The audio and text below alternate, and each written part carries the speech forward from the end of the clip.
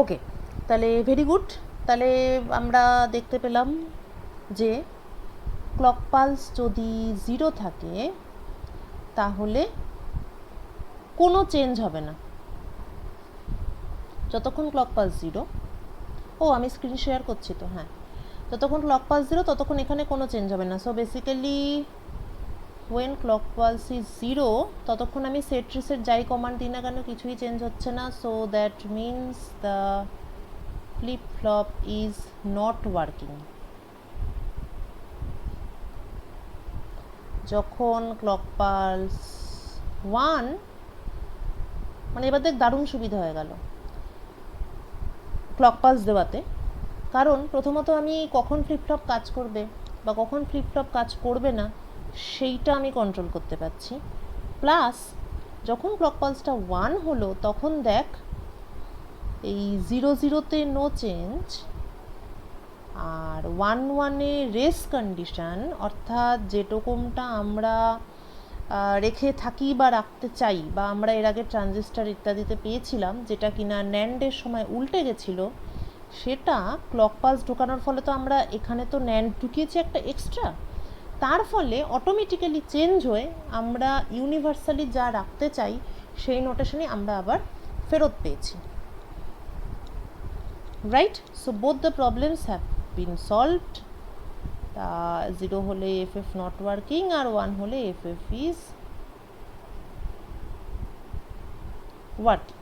তাহলে এই ছিল আমার ক্লকড RS flip flop.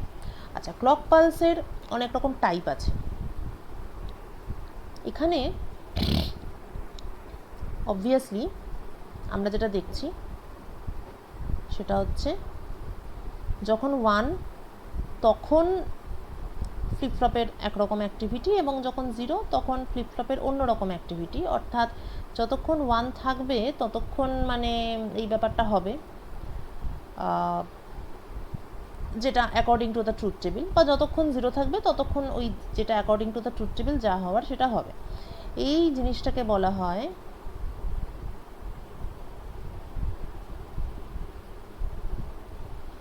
Level clocking বলা হয় এটাকে।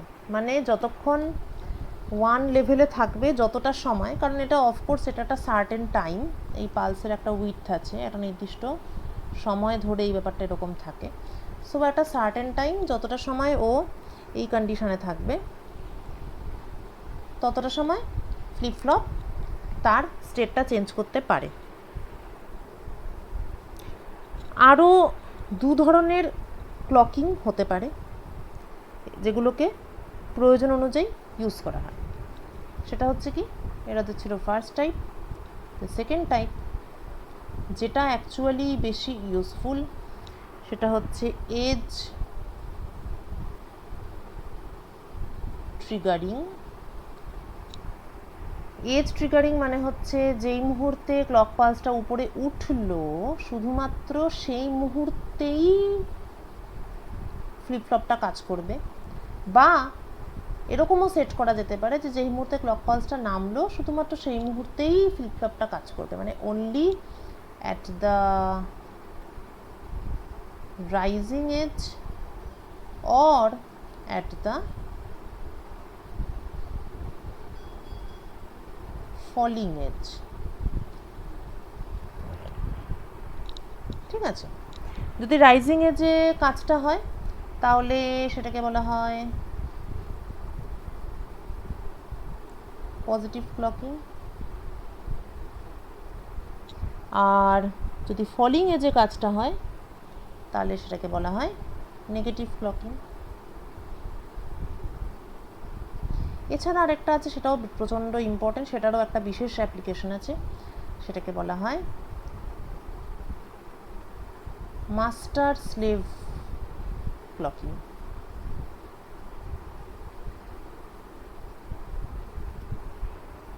ঠিক আছে, আচ্ছা এইবার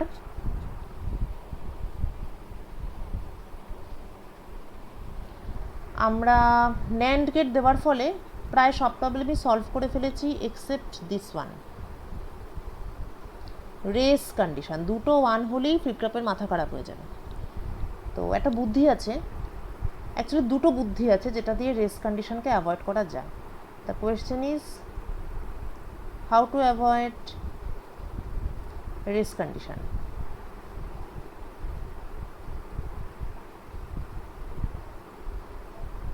উত্তর দুটো আছে। এক হচ্ছে either we can do it by master slave clocking, যেটা আমরা পরে পড়ব। আরেকটা উত্তর হচ্ছে জাস্ট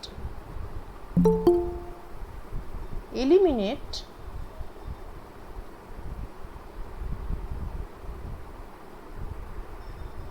আরেকটা উত্তর হচ্ছে জাস্ট এলিমিনেট দ্য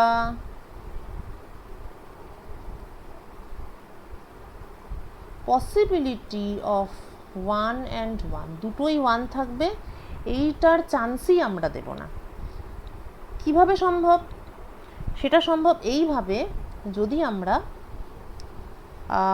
আমার এখানে সার্কিটটা তো এরকম ছিল, জাস্ট এ মিনিট।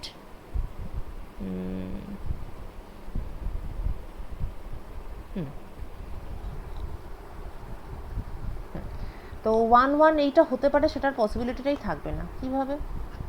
যদি আমরা এরকমভাবে করি ব্যাপারটাকে, 4টে NAND গেট,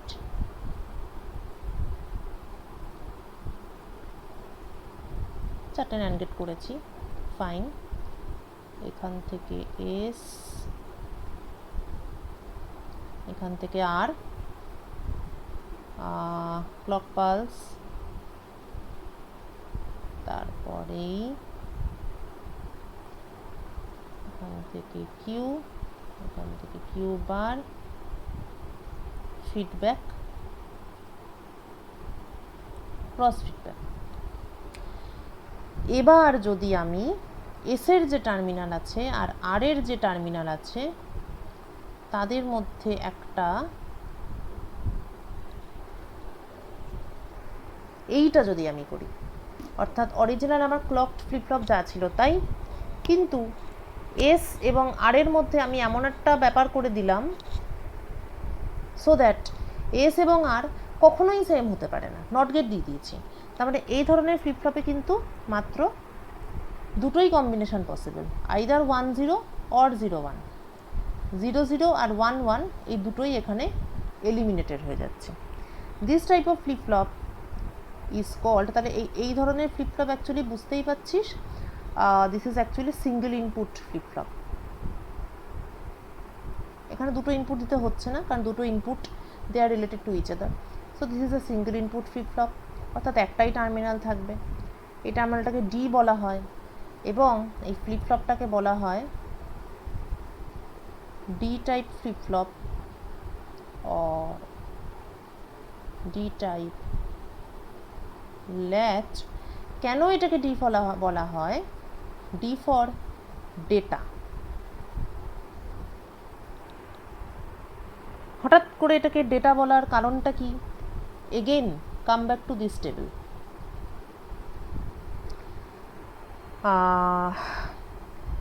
আচ্ছা, এখানে লক্ষ্য কর যে আমরা এস আর আর এর মধ্যে কমপ্লিমেন্ট করে দিয়েছি এবং আমরা এস যে টার্মিনাল সেখানেই আমরা ডেটা ইনপুট করছি, এখন একটা সিঙ্গেল ইনপুট হয়ে গেছে। So that means D is equal to S which is equal to R complement. এটাই তো আমার ব্যাপার এখন। So S equal to R bar, এটা আমার না দেখলেও চলবে। ডি ইকুয়াল টু এস, এইটাই হচ্ছে আমার আসল জিনিস। এবার আমি যদি আমার পুরাতন টেবিলে যাই, কারণ ব্যাপারটা তো একই আছে, তাহলে এখনকার সার্কিটে শুধুমাত্র এই দুটো স্টেট রয়েছে এবং ডি ইকুয়াল টু এস, তার মানে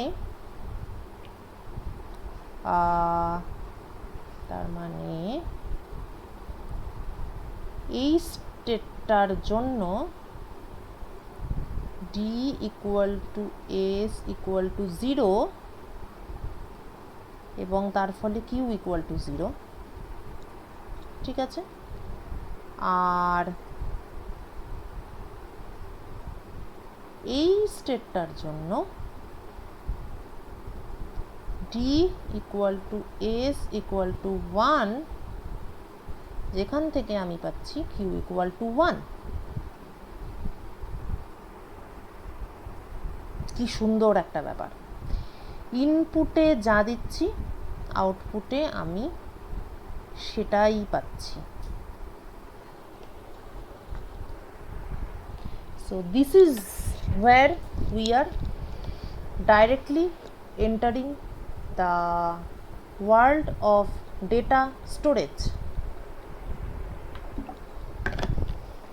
ইনপুটে যেটা দিলাম, যেই ডেটা বিট দিলাম, 0 দিলে আউটপুটে 0, 1 দিলে আউটপুটে 1.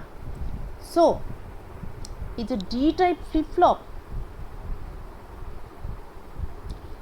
This actually or D type latch, they actually store a single bit. এই জন্য এটাকে D type, D for data, তো এই জন্য এটাকে ডেটা টাইপ ল্যাচ বলা হয়। এবং এজন্যই একে অনেক সময় 1 বিট রেজিস্টার বলা হয়। রেজিস্টার কথাটার মানে হচ্ছে basically to keep the record, ঠিক আছে। তো ডি টাইপ ল্যাচ একটা বিটকে স্টোর করতে পারে বা একটা বিটের রেকর্ড রাখতে পারে, সেই জন্য আমরা কে বলি 1 বিট রেজিস্টার। এবং in general what is a register? In general a register is something, register is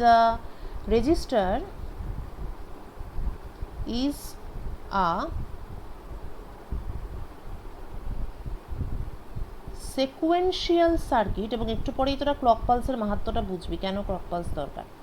register is a sequential circuit that is used for data storage. এইমাত্র আমরা দেখে নিয়েছি যে একটা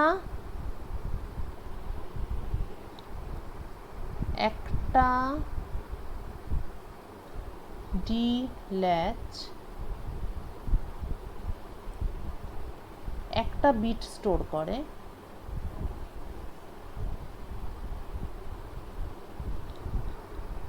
তাহলে দুটো বিটকে স্টোর করতে গেলে আমার দুটো ডি ল্যাচের দরকার।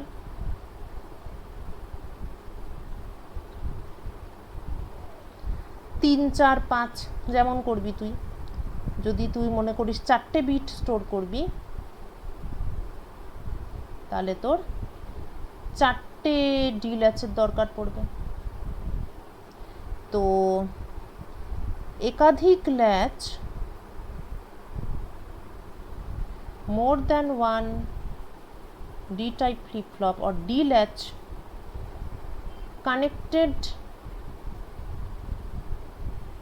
in ক্যাসকেড মানে জাস্ট সিকোয়েন্সিয়াল কানেকশন আর কি, সেইটাকেই বলা হয় রেজিস্টার। তাহলে রেজিস্টারের টাইপ হচ্ছে কি, ওই কতগুলো বিট স্টোর করা হচ্ছে সেই অনুযায়ী বলা হয়। মানে 4 বিট রেজিস্টার হতে পারে, 10 বিট রেজিস্টার হতে পারে, ঠিক আছে। রেজিস্টারের টাইপ বলতে জাস্ট রেজিস্টারটা কতগুলো বিট স্টোর করে সেটা বোঝায়। এবং সেটা যদি 4 বিট রেজিস্টার হয় তাহলেও 4টে ল্যাচ ইউজ করবে, যদি 3 বিট রেজিস্টার হয় তাহলেও 3টে ল্যাচ ইউজ করবে। এইরকম হচ্ছে ব্যাপার। তা কম্পিউটারে যত লক্ষ্য কোটি ডেটা স্টোর করিস, মনে রাখবি যাই করিস না কেন, সিঙ্গেল বিট স্টোর করতে একটি ল্যাচ, একটি বিট একটি ল্যাচ, ঠিক আছে। এরপর আমরা সরাসরি রেজিস্টারে চলে যাব, বাট বিফোর দ্যাট একটা জিনিস একটু দেখিয়ে নিই।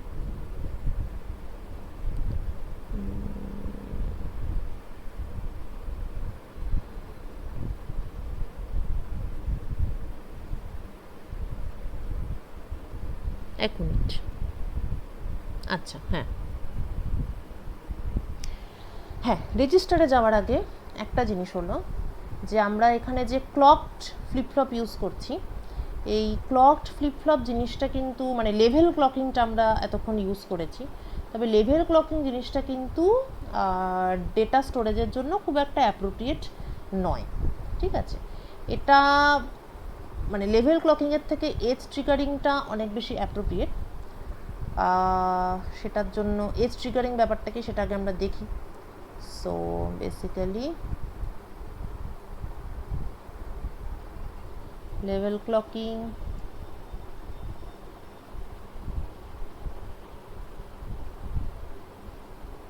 Versus edge triggering.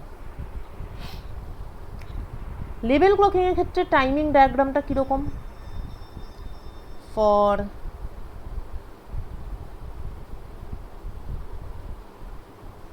আর লেভেল ক্লকিং, ধরা যাক আমার এরকম একটা ক্লক পালস আছে,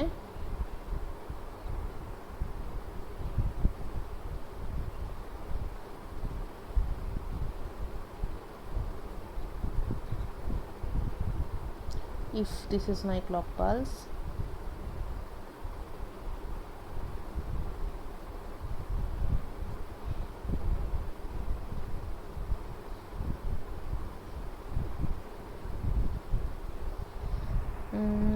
তিনটে কি না চারটে দেখাই।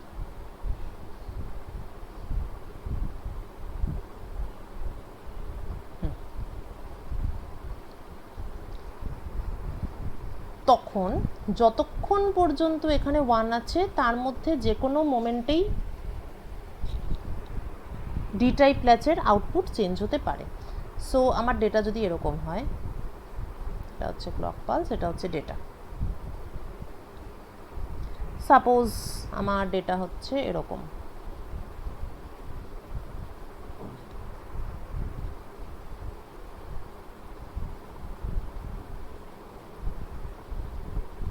সরি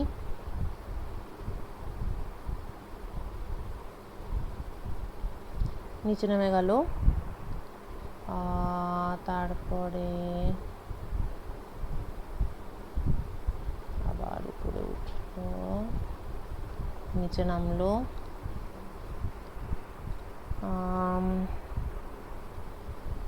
আফটার দ্যাট আবার হয়তো কিছুক্ষণের জন্য উপরে উঠলো,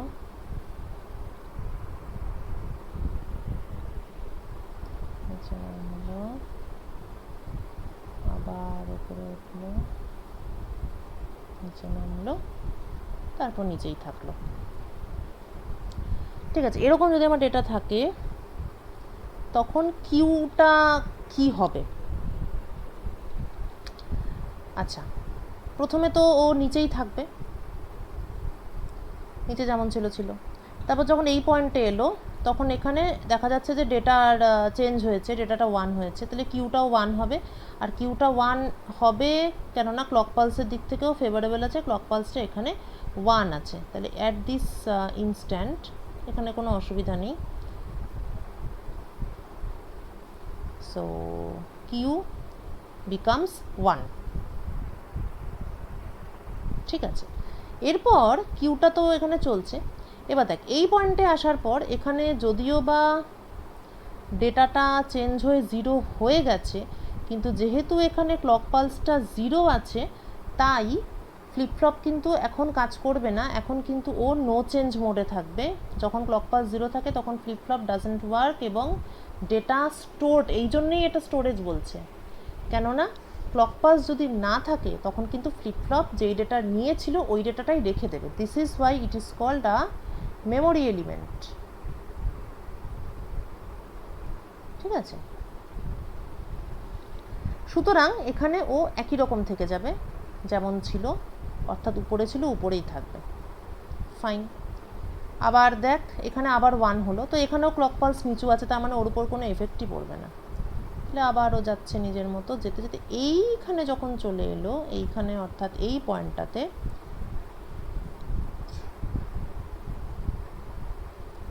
নিচে নেমেছে, এখন কিন্তু ক্লক পালস 1 আছে, তার মানে এইবার চেঞ্জ হবে, নাও ইট উইল চেঞ্জ। তাহলে এইখানটাতে ওর চেঞ্জ হবে, বোঝা গেছে?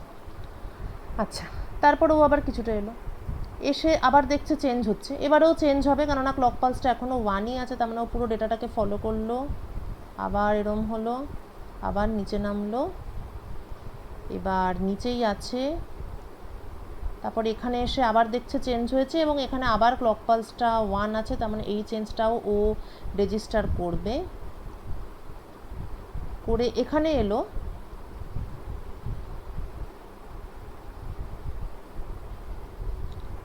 এই অবধি এলো। এবার দেখ এটা আবার নিচে নেমেছে, কিন্তু এখানে আবার ক্লক পালসটা 0 আছে, হিয়ার সিপি 0, তার মানে এই চেঞ্জটাও রেজিস্টার করবে না। তার মানে হ্যাঁ বল। ক্লক পালসটা এটা কি?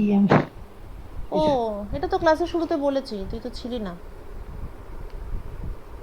এরপর দিন রাইট টাইমে জয়েন করবি, তাহলে সব বুঝতে পারবি। ভিডিওটা দেখে নিস পরে, ঠিক আছে?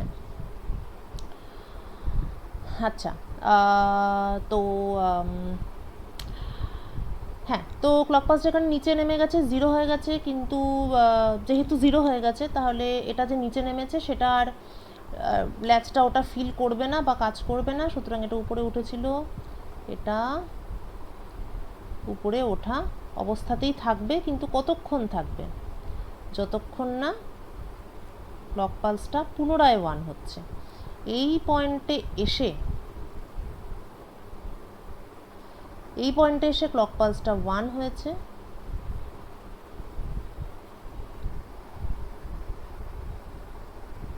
আর এখানে এখন ডেটাটা 0 আছে, দেয়ারফর এটা এখন 0 হয়ে যাবে। ব্যাস,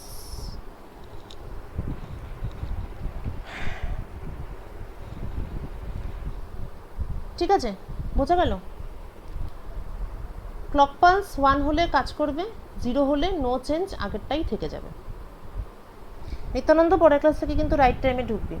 ক্লক পালস হচ্ছে একটা স্কোয়ার ওয়েভ, ঠিক আছে? ফ্লিপ ফ্লপ অনেক রকম থাকে, তুই তো ডি টাইপটাও আমি জানি না, তুই বলার আগে ঢোকার আগে আমার বলা হয়ে গেছিলো। সো ডি টাইপ একটা বিশেষ ধরনের ফ্লিপ ফ্লপ, সেটা আমি এখন বলছি না। ক্লক পালস হচ্ছে একটা নির্দিষ্ট সময় অন্তর অন্তর একটা করে এরকম স্কোয়ার ওয়েভ থাকবে, মানে বেসিক্যালি ঘড়ির কাঁটা যেমন নির্দিষ্ট সময় অন্তর টিকটিক করে। ক্লক পালস এই জন্য কাজে লাগে, কেননা যখন আমার অনেকগুলো ফ্লিপ ফ্লপ থাকবে, যদি আমি 4টে বা 5টা বা 10টা ফ্লিপ ফ্লপ নিয়ে আমি যদি কাজ করি, তখন কোন ফ্লিপ ফ্লপটা কখন কাজ করবে সেইটা যাতে আমি কন্ট্রোল করতে পারি, তার জন্য আমি ক্লক পালসটা ইউজ করি। ক্লক পালসটা বেসিক্যালি একটা স্কোয়ার ওয়েভ। এখন ক্লক পালসটা সার্কিটে ইনক্লুড করা হয় এইভাবে। এটা হচ্ছে আমার আরএস ফ্লিপ ফ্লপ, মানে এটা আমার অরিজিনাল ফ্লিপ ফ্লপটা ছিল, this was my original flip flop. এখানে ক্লক পালসটাকে ঢোকানোর জন্য আমি সামনে আরও দুটো ন্যান্ড গেট লাগিয়েছি, দিয়ে আমার একটা ট্রুথ টেবিল বেরিয়েছে। এখান থেকেই ট্রুথ টেবিলটা ইজিলি বের করা যাবে। তো এখান থেকে ট্রুথ টেবিল আসবে এটা, যেখান থেকে দেখা যাবে যে ক্লক পালস 0 হলে কিউতে কোনো চেঞ্জ হয় না, যা ছিল সেটাই থাকে। আর ক্লক পালস যদি 1 হয় তখন ফ্লিপ ফ্লপটা কাজ করে। তো ক্লক পালসের ভূমিকা হচ্ছে ফ্লিপ ফ্লপ কখন কাজ করবে বা কখন কাজ করবে না সেটাকে কন্ট্রোল করা। ক্লক পালস 1 হলে তবেই ফ্লিপ ফ্লপ কাজ করে, 0 হলে ফ্লিপ ফ্লপ কাজ করে না। প্রসঙ্গত এটাও বলে রাখি যে কেউ চাইলে উল্টোটাও করতে পারে। কেউ যদি মনে করে যে আমি ক্লক পালস যখন 0 তখনই ফ্লিপ ফ্লপকে কাজ করাবো, আর ক্লক পালস যখন 1 তখন ফ্লিপ ফ্লপকে আমি অফ রাখবো, কেউ চাইলে কিন্তু সেটাও করতে পারে। আচ্ছা বলতো, যদি কেউ আমি এটা করতে চাই তাহলে আমাকে এই সার্কিটে কি চেঞ্জ করতে হবে? মানে এই সার্কিটে কি চেঞ্জ করলে ক্লক পালস যখন 0 তখন ফ্লিপ ফ্লপটা কাজ করবে, আর ক্লক পালস যখন 1 তখন ফ্লিপ ফ্লপটা মানে নো চেঞ্জ অবস্থায় থাকবে? কি চেঞ্জ করা যেতে পারে বল, একটু 2 মিনিট টাইম দিচ্ছে, একটু বলতো। নট গেট অ্যাড করতে হবে। কি গেট? নট নট ও আচ্ছা, ক্লক পালসের সামনে, তাই তো? আরে বাহ বাহ, ভালো বললি এটা। হ্যাঁ ঠিকই বলেছিস, নট গেট দিলে হবে। এছাড়া আর কিছু করা যাবে? ঠিকই বলেছিস, ভেরি গুড। এছাড়া অবশ্য আমি যেটা ভাবছি ওটাতে হবে কিনা জানি না, ওটা ট্রুথ টেবিল করে দেখতে হবে। এটাও হতে পারে বোধহয়। এখানে ন্যান্ডের বদলে যদি অ্যান্ড গেট দেওয়া হয় তাতে অবশ্য আরও অনেক কিছু চেঞ্জ হবে। এটা একটু করে দেখিস তো, এটা বাড়িতে করার জন্য দিলাম, এখন করতে হবে না। এই সামনে যে ন্যান্ড গেটের মাধ্যমে ক্লক পালসটা ইনক্লুড করেছি, সেখানে ন্যান্ড গেটের বদলে অ্যান্ড দিলে কি হচ্ছে একটু করে দেখিস ট্রুথ টেবিলটা, ঠিক আছে? দেখ, ভেরি ক্লেভার পৌলবী। আচ্ছা হ্যাঁ, তো বলছিলাম আমি এজ ট্রিগারিংয়ের কথা। তো এটা হচ্ছে লেভেল ক্লকিং, পুরো ক্লক পালসের মধ্যে যে কোনো মুহূর্তে এটা চেঞ্জ হতে পারে, কিন্তু অনেক সময় ধর এই যে উইথটা, এটা তো একটা নির্দিষ্ট আছে, ধর মনে কর হয়তো যে যেমন করছে, আমি মানে এরকম একটা ক্লক পালস হতে পারে যার এই উইথটা হচ্ছে 1 মাইক্রোসেকেন্ড, বা এমন কোনো ক্লক পালস হতে পারে যার উইথ হচ্ছে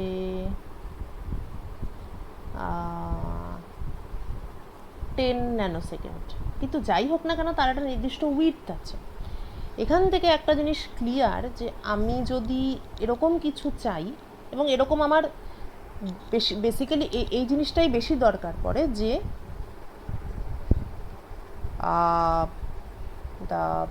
the data to be stored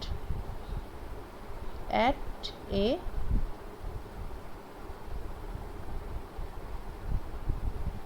particular instant of time। হ্যাঁ, মানে লেভেল ক্লকিংয়ের ক্ষেত্রে সমস্যা বা ডিসঅ্যাডভান্টেজ হলো এই যে মানে অনেকটা সময় ধরে ডেটাটা স্টোর হতে পারে, কিন্তু আমার মানে কম্পিউটারের বেশিরভাগ ক্ষেত্রেই এইটা হলেই বেশি সুবিধা হয় যে একটা নির্দিষ্ট মুহূর্তেই ডেটাটা স্টোর হবে, মানে একটা নির্দিষ্ট মোমেন্ট, মানে ক্লক পালসটা ঠিক এরকম চওড়া মতন নয়, ক্লক পালসটা যদি এরম টাইপের হতো তাহলে কম্পিউটারের কাজকর্ম বেশি এফিশিয়েন্ট হতো। একটা নির্দিষ্ট মুহূর্তে যদি ডেটা থাকে, জাস্ট নির্দিষ্ট মুহূর্তেই চেঞ্জটা হবে। আবার এরকম ডেটা আছে কিন্তু চেঞ্জটা একটা নির্দিষ্ট মুহূর্তে হবে, মানে অ্যাট দ্য সেম ইনস্ট্যান্ট। না হলে কি হতে পারে, এখানে তো একটা ডি টাইপ ল্যাচ মানে ও 1 বিট স্টোর করে, যখন 10টা বিট নিয়ে কাজ করবো তখন আমাকে 10টা ল্যাচ নিয়ে কাজ করতে হবে। তো এতটা বড় রেঞ্জ জুড়ে আমি যদি ডেটা চেঞ্জ হতে দিই, তখন সবকটা ফ্লিপফ্লপ তো একই মুহূর্তে কাজ করবে না, হয় সামান্য আগে পেছনে, এটা তো ইনস্ট্রুমেন্টাল এরার থেকেই যায়। তো ওরা হয়তো সামান্য আগে পরে করবে, তাতে কম্পিউটারের কাজের মধ্যে একটা এরারের সৃষ্টি হবে। সেই জন্য ক্লকিং সবথেকে বেশি এফিশিয়েন্ট তখনই হয় যদি একটা নির্দিষ্ট ইনস্ট্যান্টেই কাজটা হয়, রাদার দ্যান একটা উইন্ডো, একটা সময়ের রেঞ্জ জুড়ে কাজটা হয়। এটা অবশ্য অনেক কিছুর জন্যই ট্রু, মানে ক্লাসেও ধর সবাই যখন ঢুকছে তখন একটা টাইমে সবাই ঢুকলেই ক্লাসটা বেশি এফেক্টিভ হয়, রাদার দ্যান একজন এখন ঢুকলো, একজন 20 মিনিট পর, একজন 35 মিনিট পর। সেটা হলে কিন্তু ব্যাপারটা এফিশিয়েন্ট হয় না। তো এরকম ক্লকিং অবশ্য আমি আমার ক্লাসে করিনি, কিন্তু পরে করতে হতেও পারে। তা এই ব্যাপারটাই হচ্ছে এজ ট্রিগারিং।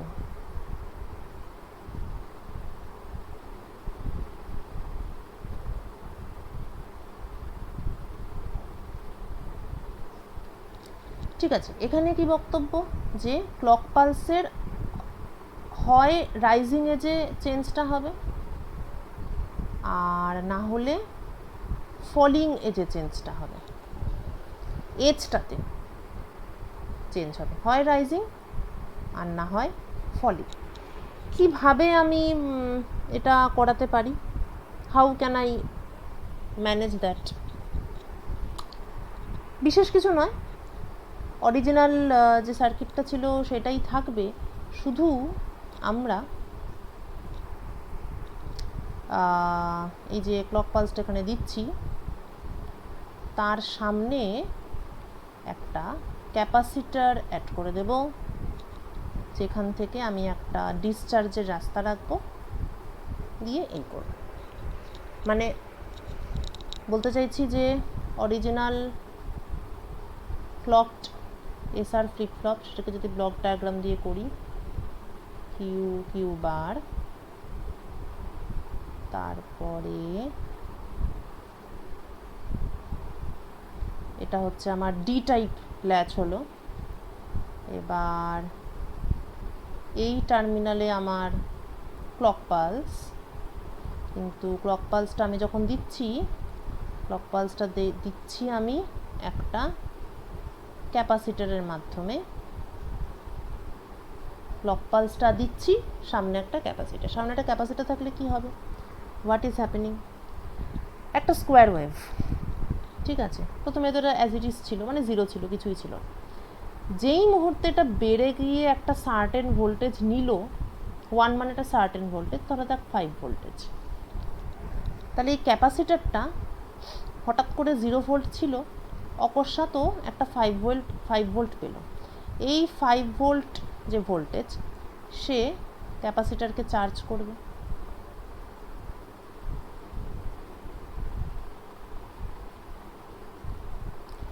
তাহলে যখন যেই মুহূর্তে 0 ভোল্টটা 5 ভোল্ট হয়ে গেল, সেই মুহূর্তে এই পয়েন্টের ভোল্টেজটা ওই মুহূর্তের জন্য 5 ভোল্ট হবে, 5 ভোল্ট হবে। কিন্তু যেহেতু তারপরে ক্যাপাসিটরটা খুব তাড়াতাড়ি চার্জ করবে, তাহলে এখানে যে 5 ভোল্ট ছিল, আবার এখানে প্লাস এখানে মাইনাস, তা ক্যাপাসিটরটা তাড়াতাড়ি চার্জ হয়ে ওর ভোল্টেজটাও 5 ভোল্ট হয়ে যাবে। তাহলে এখানে 5 ভোল্ট, আবার এখানে একটা অপোজিট পোলারিটির 5 ভোল্ট, কারণ এদিকটা প্লাস হবে, যেমনভাবে ক্যাপাসিটর চার্জ হয় সেরকমই মাইনাস হবে, যেমন হয় আর কি। একটা সার্কিট, ব্যাটারি আছে, বা এটা হচ্ছে ব্যাটারি, ক্যাপাসিটর। সেক্ষেত্রে কি হয়, ইনিশিয়ালি ব্যাটারি মানে ইনিশিয়ালি সার্কিটের মধ্যে দিয়ে কারেন্ট ফ্লো করে, তারপরে ক্যাপাসিটরটা যত চার্জ হয় তত কারেন্ট কমতে থাকে, এবং যখন এটা ফুললি চার্জড হয়ে যায়, ব্যাটারির সমান সমান যখন হয়ে যায়, তখন কারেন্টটা 0 হয়ে যায়। তো এখানেও একই ঘটনা ঘটছে। তাহলে ক্যাপাসিটর যখন ফুললি চার্জড হয়ে যাবে, তখন ভোল্টেজ প্লাস মাইনাস হয়ে 0 হয়ে যাবে, এবং তখন এই পয়েন্টে আর কোনো ভোল্টেজই থাকবে না, সো ইট উইল বি 0। তাহলে ক্যাপাসিটরের অ্যাবসেন্সে যেটা ছিল এরকম দেখতে, ক্যাপাসিটরের প্রেজেন্সে এটা হবে জাস্ট একটা স্পাইক। পজিটিভ স্পাইক হবে যখন এটা রাইজিং এজে আছে, এরকম একটা ক্লক পালস। যখন এটা রাইজিং এজে আছে তখন এটা পজিটিভ স্পাইক, আর যখন ফলিং এজে আছে তখন এটা জাস্ট উল্টোটা হবে, কেননা এখন চেঞ্জটা 5 ভোল্ট থেকে 0 ভোল্ট হচ্ছে, অর্থাৎ final voltage 0 volt, initial 5 volt, অর্থাৎ -5 ভোল্ট, বা অপোজিট দিকে চার্জিং হচ্ছে, সেভাবেও ভাবতে পারিস। তখন এটা হবে একটা নেগেটিভ স্পাইক, ঠিক আছে। তো তাহলে এই যে স্পাইকটা হলো, এখন সার্কিটটা, the circuit will work only. এবার এখানে আরেকটু সেট আপ করা যায়, যাতে করে শুধুমাত্র আর কি রাইজিং এজের যে চেঞ্জটা, সেটার জন্যই যাতে সার্কিটটা কাজ করে, সেই ব্যাপারটা সেট আপ করা যায়। সেটা একটু সামান্য করলেই হয়ে যায় ব্যাপারটা। তো আমি এটা আমার ইচ্ছে মতো সিলেক্ট করতে পারি যে আইদার আমি পজিটিভ স্পাইকে সার্কিটটাকে কাজ করাবো, নতুবা আমি নেগেটিভ স্পাইকে সার্কিটটাকে কাজ করাবো, ঠিক আছে। তাহলে এজ ট্রিগার্ড ফ্লিপ ফ্লপের ক্ষেত্রে টাইম স্ট্যাম্পটা কীরকম হবে, বা ওয়েভ ফর্মটা কীরকম হবে? সে আমার ক্লক পালস হচ্ছে এরকম,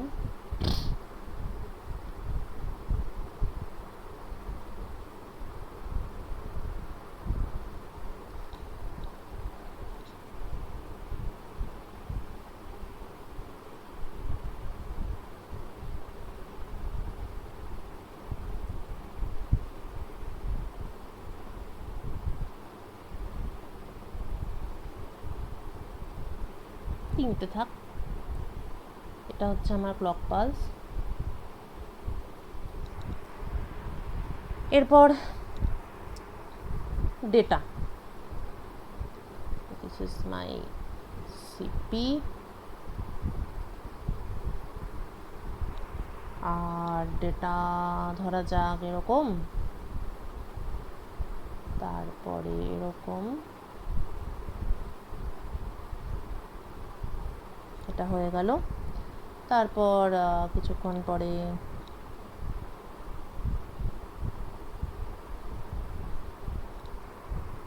আবার একটা, তারপরে আবার একটা,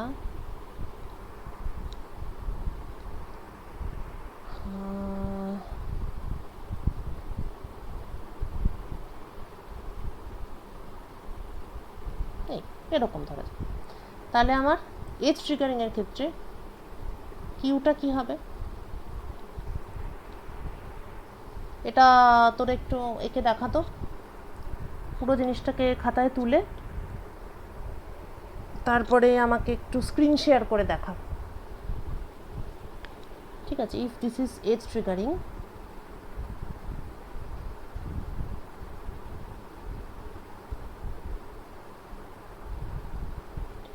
তাহলে কিউটা কি হবে? Web form.